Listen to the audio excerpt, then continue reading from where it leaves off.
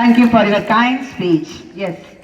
அடுத்ததாக டாக்டர் மங்கலம் உயர்நிலை பள்ளி மாணவி பேவிஷியா அவர்களை குடியரசு தின உரை ஆற்ற அன்புடன் அழைக்கின்றோம்.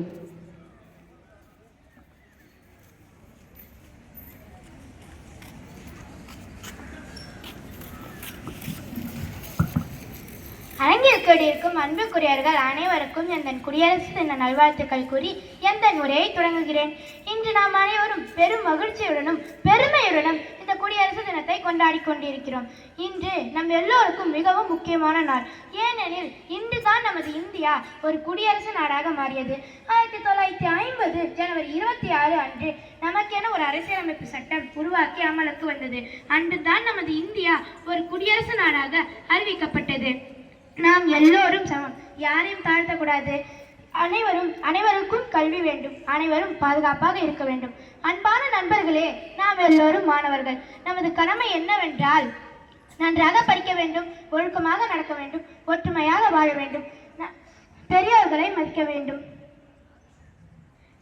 பெரியோர்களை மதிக்க வேண்டும். இதையெல்லாம் நாம் சரியாக செய்தால், நாம் நல்ல மாணவர்களாக வளர்ந்தால் இந்தியா ஒரு நல்ல நாடாக மாறும். எனக்கு ஒரு கனவு இருக்கிறது.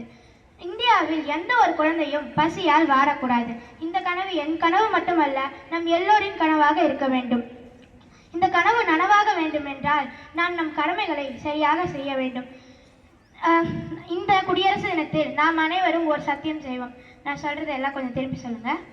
நம் நாட்டை நேசிப்போம், நம் நாட்டை நேசிப்போம், நம் அரசியலமைப்பை மதிப்போம், நம் அரசியலமைப்பை மதிப்போம்,